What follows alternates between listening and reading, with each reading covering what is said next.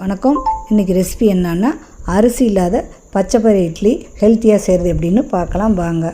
1 tumbler பச்சைப்பயிறு, 1/4 tumbler உளுந்து, 1 teaspoon வெந்தயம், 1 கைப்பிடி அவல் 8 மணி நேரம் ஊற வச்சு மிக்சியில் போட்டு அரைச்சி உப்பு போட்டு கலந்து எடுத்து வச்சுக்கோங்க. வெயிட்டை குறைக்கணும்னு நினைக்கிறவங்க டெய்லியுமே இந்த இட்லி எடுத்துக்கலாம்.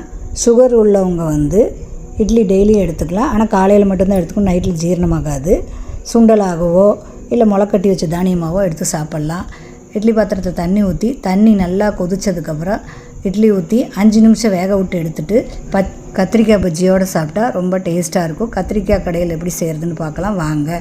ஒரு குக்கரில் எண்ணெய் விட்டுட்டு ஜீரகம், கடுகு, கருவேப்பிலை போட்டுட்டு பச்சை மிளகா, நசுக்கின பூண்டு போட்டுட்டு நறுக்கின சின்ன வெங்காயம் போட்டுட்டு நல்லா கிளறிட்டு வெங்காயம் வணங்குறதுக்கு கொஞ்சமாக உப்பு போட்டுட்டு மஞ்சத்தூள் போட்டுட்டு கத்திரிக்காய் போட்டு நல்லா கிளறிட்டு நறுக்கின உருளைக்கிழங்கு போட்டுட்டு தக்காளி போட்டுட்டு நல்லா கிளறிட்டுட்டு